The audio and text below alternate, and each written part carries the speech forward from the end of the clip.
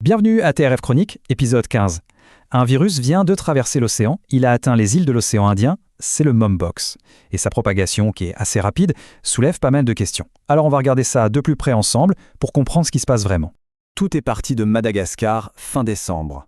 Une épidémie qui sur le coup pouvait sembler lointaine. Mais en quelques semaines à peine, le virus a bien montré qu'il ne connaissait pas de frontières. La question, ce n'était plus de savoir s'il allait arriver jusqu'ici, mais plutôt quand. Et la confirmation est tombée. Le virus est bien là. C'est la nouvelle qui a tout fait basculer. L'Agence régionale de santé de La Réunion a confirmé un tout premier cas de mpox. Il s'agit d'une personne qui revenait tout juste de Madagascar. Donc là, on ne parle plus d'une menace lointaine ou abstraite. C'est du concret. La présence du virus est actée sur le territoire, ce qui rend la suite absolument essentielle. Il faut comprendre la situation, d'où elle vient et quels sont les bons gestes à adopter. Alors, pour y voir plus clair, voilà comment on va décortiquer la situation. D'abord, on va se pencher sur le contexte régional de cette alerte sanitaire, pour comprendre pourquoi ce cas n'est pas vraiment une surprise. Ensuite, on retracera le parcours de l'épidémie depuis Madagascar. Puis, on verra comment les autorités s'organisent pour faire face. Et enfin, la partie sans doute la plus importante pour tout le monde, comment bien comprendre ce virus pour mieux s'en protéger.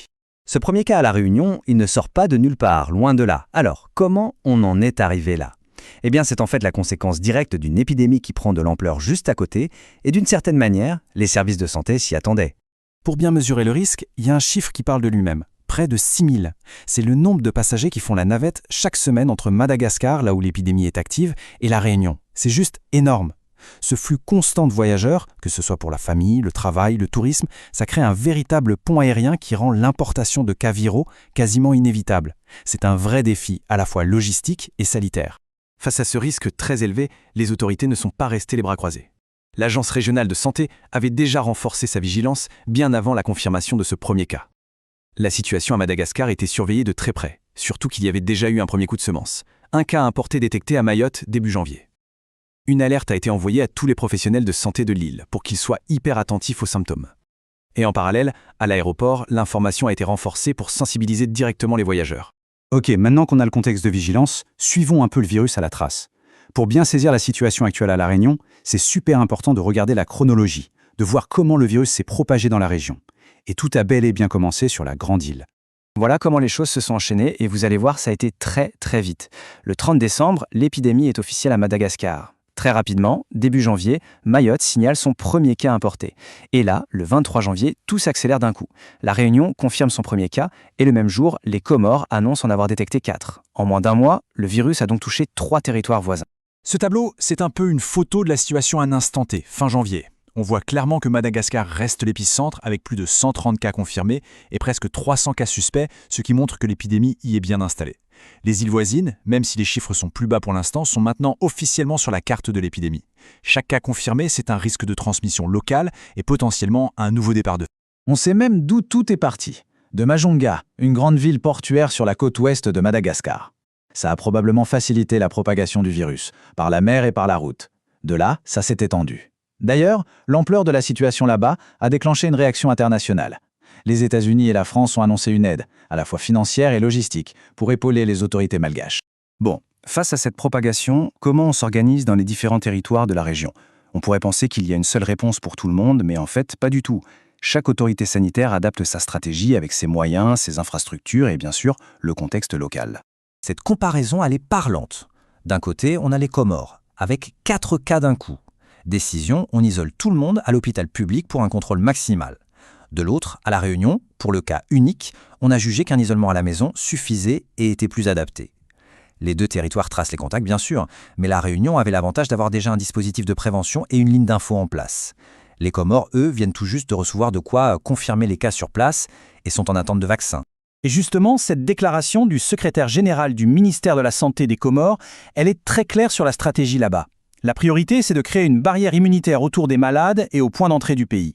La vaccination ciblée s'est vue comme l'outil numéro 1 pour protéger les plus exposés. Les soignants, ceux qui travaillent dans les ports, les aéroports et les personnes fragiles. C'est une stratégie de protection en cercle en quelque sorte. Allez, on passe maintenant à la partie la plus concrète, la plus cruciale.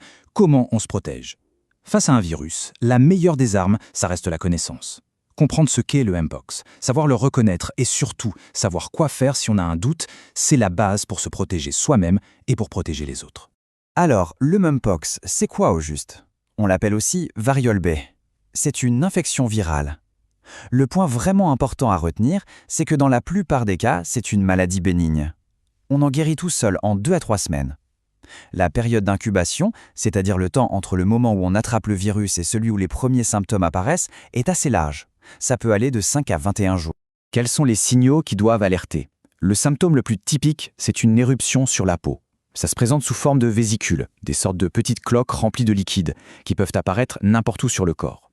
Cette éruption, elle est souvent accompagnée de fièvre et de ganglions qui gonflent, surtout au niveau du cou ou de l'aine. C'est vraiment ce trio de symptômes qui doit mettre la puce à l'oreille. Comment ça s'attrape, ce virus?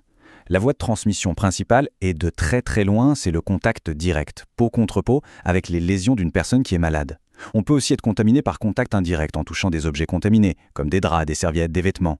La transmission par les postillons, la voie aérienne, est considérée comme rare et demanderait un contact vraiment très proche et prolongé.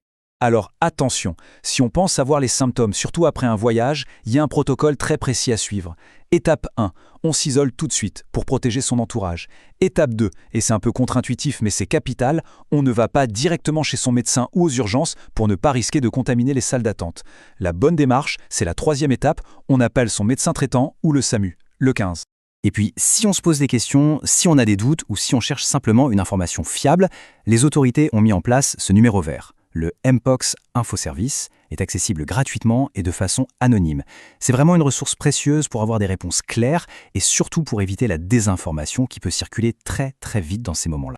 Pour finir, cette crise sanitaire régionale, elle soulève une question beaucoup plus large. La vitesse à laquelle le virus a circulé entre les îles de l'océan Indien nous montre à quel point nos territoires sont connectés, interdépendants. Face à des menaces qui se moquent des frontières, la réponse ne peut être que collective. Finalement, la plus grande leçon de cette alerte, n'est-ce pas que la clé de notre sécurité sanitaire future se trouve dans notre capacité à renforcer notre coopération et notre solidarité à l'échelle de la région? C'est une question qui nous concerne tous.